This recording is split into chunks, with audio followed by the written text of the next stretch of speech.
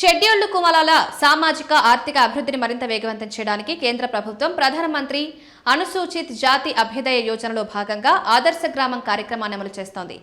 ఈ పథకం ద్వారా కేంద్ర రాష్ట్ర ప్రభుత్వాల సంక్షేమ పథకాలను ఒకే వేదికపైకి తీసుకొచ్చి గ్రామాల్లో ఉన్న అభివృద్ధి లోపాలను గుర్తించి వాటిని దశల వారీగా పరిష్కరించడం ప్రధాన లక్ష్యంగా పెట్టుకున్నారు. ముఖ్యంగా విద్య, ఆరోగ్యం, మౌలిక సదుపాయాలు, ఉపాధి, తాగునీరు, పారిశుద్ధ్యం వంటి కీలక రంగాల్లో గ్రామాలను సమగ్రంగా అభివృద్ధి చేయడంపై ప్రభుత్వం ప్రత్యేక దృష్టి సారిస్తోంది. ఈ వివరాలను కేంద్ర సామాజిక న్యాయం, సాధికారత శాఖ సహాయ మంత్రి రామ్దాస్ అథవాలే రాజ్యసభలో సభ్యుడు అనిల్ కుమార్ యాదవ్ మందడి అడిగిన ప్రశ్నకు లిఖితపూర్వకంగా సమాధానం వెల్లడించారు. మంత్రి ఇచ్చిన సమాచారం ప్రకారం పీఎం అజయ్లోని ఆదర్శ గ్రామం విభాగం కింద దేశవ్యాప్తంగా మొత్తం 47,328 గ్రామాలను ఎంపిక చేశారు. వీటిలో తెలంగాణ రాష్ట్రానికి చెందిన 435 గ్రామాలున్నాయి. ఈ గ్రామాల్లో వివిధ అభివృద్ధి కార్యక్రమాలను అమలు చేస్తూ సామాజిక ఆర్థిక పరిస్థితులను మెరుగుపరిచేందుకు చర్యలు కొనసాగుతున్నాయి. ఈ పథకం కేవలం 1 లేదా 2 రంగాలకే పరిమితం కాకుండా విద్యతో పాటు మొత్తం 10 కీలక రంగాల్లోని 50 సామాజిక ఆర్థిక సూచనలకు ఆధారంగా తీసుకుని గ్రామాల అభివృద్ధిని అంచనా వేస్తుంది. మొదట ప్రతి గ్రామంలో ప్రత్యేకంగా నీడ్స్ అసెస్మెంట్ సర్వే నిర్వహించి అక్కడి ప్రజల అవసరాలు, మౌలిక వసతుల స్థితి, అభివృద్ధి లోపాలను గుర్తిస్తారు. అనంతరం కేంద్ర రాష్ట్ర ప్రభుత్వాల వివిధ పథకాలను అనుసంధానం చేసి ఆ లోటుపాట్లను భర్తీ చేసేలా చర్యలు చేపడతారు.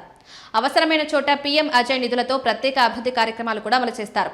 గ్రామాల్లో జరుగుతున్న అభివృద్ధి పనుల పురోగతిని నిరంతరం పర్యవేక్షించేందుకు ప్రత్యేక వ్యవస్థను కూడా ఏర్పాటు చేశారు. రాష్ట్ర ప్రభుత్వాలు సాధించిన పురోగతిని పీఎంఏజీవై పోర్టల్లో క్రమం తప్పకుండా నమోదు చేసుకోవాలని కేంద్ర ప్రభుత్వం సూచించింది. దీని ద్వారా ప్రతి గ్రామంలో ఏ పనులు పూర్తయ్యాయి, ఇంకా ఏ పనులు మిగిలిన్నాయి, ఎంతమంది లబ్ధిదారులు ప్రయోజనం పొందారు వంటి వివరాలను పారదర్శకంగా పర్యవేక్షించే అవకాశం ఉంటుంది. మంత్రి వెల్లడించిన గణాంకాల ప్రకారం దేశవ్యాప్తంగా ఈ పథకం కింద ఇప్పటి వరకు 3,28,131 అభివృద్ధి పనులను గుర్తించారు. అలాగే 1,10,51,213 మంది లబ్ధిదారులను గుర్తించారు. వీటిలో ఇప్పటికే 46,642 అభివృద్ధి పనులు పూర్తి కాగా 47,59,399 మంది లబ్ధిదారులు వివిధ ప్రభుత్వ పథకాల ద్వారా ప్రత్యక్ష ప్రయోజనాలు పొందినట్లు తెలిపారు.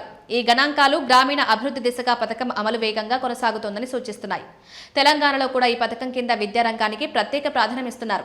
రాష్ట్రంలో 3,529 మంది లబ్ధిదారులను విద్యారంగంలో గుర్తించగా వారిలో 472 మంది ఇప్పటికే ప్రభుత్వ ప్రయోజనాలను పొందినట్లు కేంద్ర ప్రభుత్వం వెల్లడించింది.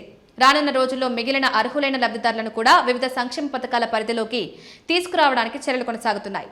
రాజ్యసభలో థర్డ్ పార్టీ ఆడిట్ కు సంబంధించిన ప్రశ్నకు సమాధానమిస్తూ మంత్రి మరో ముఖ్యమైన అంశాన్ని వెల్లడించారు.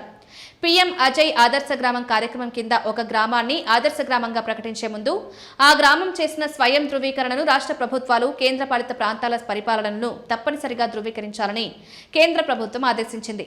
దీని ద్వారా పథకం అమలులో పారదర్శకత, జవాబుదారీతనం పెరగడంతో పాటు నిజంగా అన్ని ప్రమాణాలను పూర్తి చేసిన గ్రామాలకే ఆదర్శ గ్రామ హోదా లభించేలా చర్యలు తీసుకుంటున్నారు. పీఎం అజయ్లోని ఆదర్శ గ్రామం కార్యక్రమం ద్వారా షెడ్యూల్డ్ కులాల అధిక జనాభా ఉన్న గ్రామాల్లో సమగ్ర అభివృద్ధిని సాధించడం, ప్రభుత్వ సంక్షేమ పథకాల ప్రయోజనాలను ప్రతి అర్హుడికి చేరేలా చూడడం, గ్రామీణ ప్రాంతాల్లో జీవన ప్రమాణాలను మెరుగుపరచడం కేంద్ర ప్రభుత్వ ప్రధాన లక్ష్యంగా కొనసాగుతోంది.